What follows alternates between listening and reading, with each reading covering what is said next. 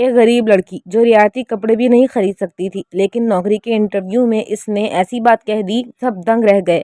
مجھے تنخواہ نہیں چاہیے۔ HR سمیت سب لوگ حیران رہ گئے۔ آخر کوئی بغیر تنخواہ کے کام کیوں کرے گا؟ دفتر میں ایک ساتھی نے اسے میسج کیا کہ واپسی پر ایک جوڑی اسٹرانگرز لے کر آنا۔ وہ اسٹور میں انہی کے سامنے سے گزری مگر ایک نظر بھی نہ ڈالی۔ دفتر واپس پہنچی تو صاف انکار کر دیا۔ سب کو لگا شاید اس نے میسج دیکھا ہی نہیں، لیکن فون پر سین لکھا تھا۔ اس کا نام ایما تھا۔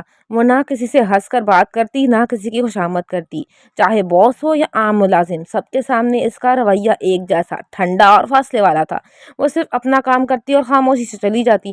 پورے دفتر میں ایک ہی سوال گونج رہا تھا، آخر یہ لڑکی چاہتی کیا ہے؟ اتنی غریب ہونے کے باوجود تنخواہ لینے سے انکار، اور پھر ایک ایسی کمپنی میں کام کرنا جو پہلے ہی تباہی کے کنارے کھڑی ہے۔ صرف کمپنی کا مالک ولیم محسوس کر رہا تھا کہ اس کے پیچھے کوئی راز چھپا ہے۔ ایک شام دفتر سے نکلتے ہوئے اسے احساس ہوا کہ کوئی اس کا پیچھا کر رہا ہے۔ وہ خاموشی سے ایک طرف ہوا اور اچانک واپس مڑا تو دیکھا ایما اس کے لیٹر باکس کی تلاشی لے رہی تھی۔ ولیم نے فوراً اسے روک لیا، مگر حیرت کی بات یہ تھی کہ پکڑے جانے کے باوجود ایما کے چہرے پر خوف کا نام و نشان نہیں تھا۔ اس نے ایک عجیب سی وضاحت دی، لیکن ولیم کو اس کی ایک بات پر بھی یقین نہ آیا، کیونکہ ایما کی نظروں میں ایسی نفرت تھی جسے وہ اسے برسوں سے جانتی ہو۔ ولیم نے بات ختم کی اور وہاں سے چلا گیا، لیکن اگلی صبح سب کچھ بدل گیا۔ کمپنی کی انتہائی خفیہ معلومات لیک ہو گئی۔ پہلے سے نقصان میں چلنے والی کمپنی اب مکمل تباہی کے قریب پہنچ گئی۔ سب سے پہلے شک جان پر گیا۔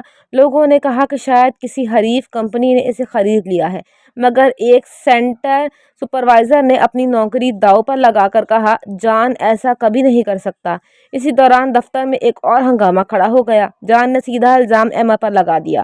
اس کا کہنا تھا کہ کل اس نے ایما کو اپنے کمپیوٹر پر کام کرتے دیکھا تھا۔ ایک اور ملازم بھی بول اٹھی کہ اس نے رات کو دفتر بند ہونے کے بعد ایما کو دوبارہ اندر آتے دیکھا تھا۔